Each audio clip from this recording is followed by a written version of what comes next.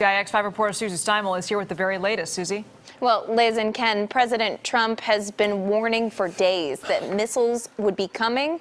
Tonight, they arrived.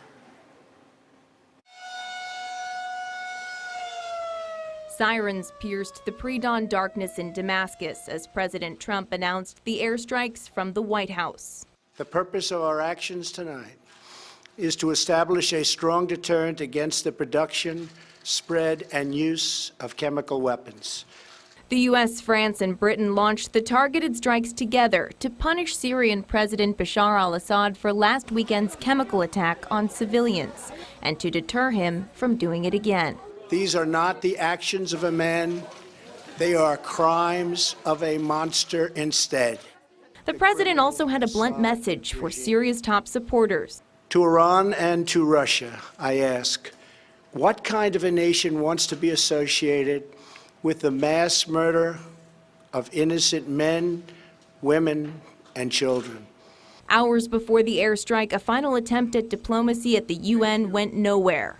Russia was supposed to guarantee that Assad wouldn't use chemical weapons, and Russia did the opposite. The precision strikes targeted 3 key facilities, a scientific research center in Damascus, and near the city of Homs, a pair of chemical weapons storage facilities and a command post. Right now, this is a one-time shot, and I believe that it sent a very strong message to dissuade him, to deter him from doing this again. The president said there will be more strikes to come if Syria's use of chemical weapons continues. Bay Area lawmakers are split on the strikes. In a statement, Congressman Mark DeSaulnier said the military situation in Syria is incredibly complex, but Assad's heinous use of chemical agents on Syria's civilian population must be met with a strong response. Fellow East Bay Democrat Eric Swalwell slammed the president's approach, tweeting, "We cannot allow Syria's use of chemical weapons. We also cannot allow an unhinged or hinged president to unilaterally take America to war." Tonight, Russia is threatening that there will be consequences for the strikes, with one politician attacking President Trump as, quote, Adolf Hitler #2. Ken.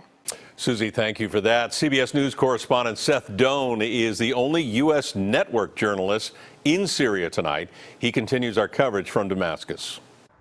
As the president was speaking here, it was about 4 o'clock local time here in Damascus, and while President Trump was speaking, we could start hearing rumbling in the distance. It was very hard to tell what was incoming, what was outgoing, but it was presumably those coalition airstrikes. They almost sounded like thunder in the distance. We could also, behind us from our position here on the balcony, looking southeast over Damascus, could see some trails of anti-aircraft fire that appeared to be heading up into the sky.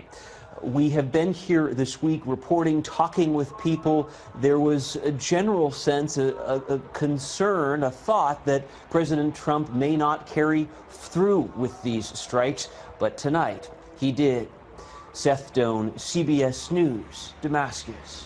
And we're keeping a close eye on the situation in Syria. Stay with KPIX 5 and CBSSF.com for continuing coverage on air and online.